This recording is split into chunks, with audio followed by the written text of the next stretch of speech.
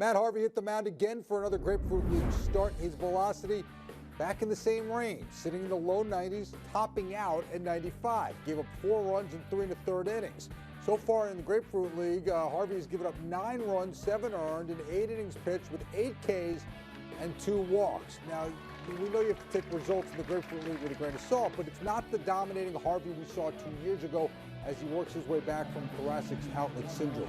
Should the Mets, John, at this point, be worried about Matt Harvey? I think you have to be a little worried because we haven't seen the velocity start to tick up at all. This is his 3rd start. He's still got a couple weeks, but if it's just a matter of building arm strength, that type of thing, getting comfortable, you would think you would have seen a little more of it. If anything, it's gone backwards almost from the first start a little bit, but in the same range. You heard him talking about mechanics, and I know, you know, he lost a feeling for pitching last year because of the whole thoracic outlet syndrome. So maybe he's just taking a different approach here. He's got to get comfortable, get that release point, everything he's talking about.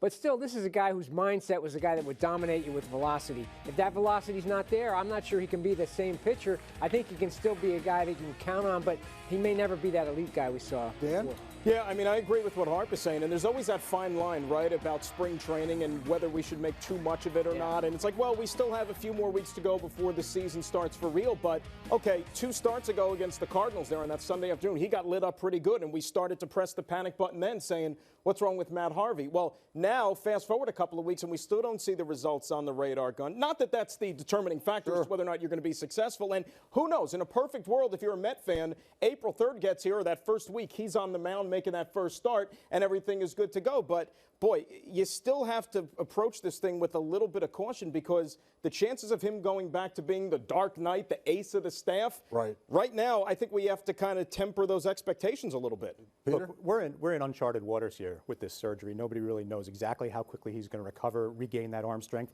And I think Mets, or if he will, and if he will at all, because I mean, I think you have to look at it as, you know, the Mets and their fans kind of have to maybe come to grips with this is what they're going to get, at least for the first part of this year. I know Dan Warthen told reporters today at spring training after Harvey's start that he might be sitting at 92, 93 for a few months. So he doesn't, like, the Mets don't seem to think that he's going to get it back all, like, real quickly. It's going to take a little while here for him to get his velocity. Right. We saw Jacob deGrom found a way not to be quite as dominant last year as he was the year before, you know, but he was effective. We haven't seen that out of Harvey. DeGrom's always been more of a command guy. He's always had a really good feel for a changeup, from being able to go up, elevate in the strike zone, up and down, and use that little 2-seamer down.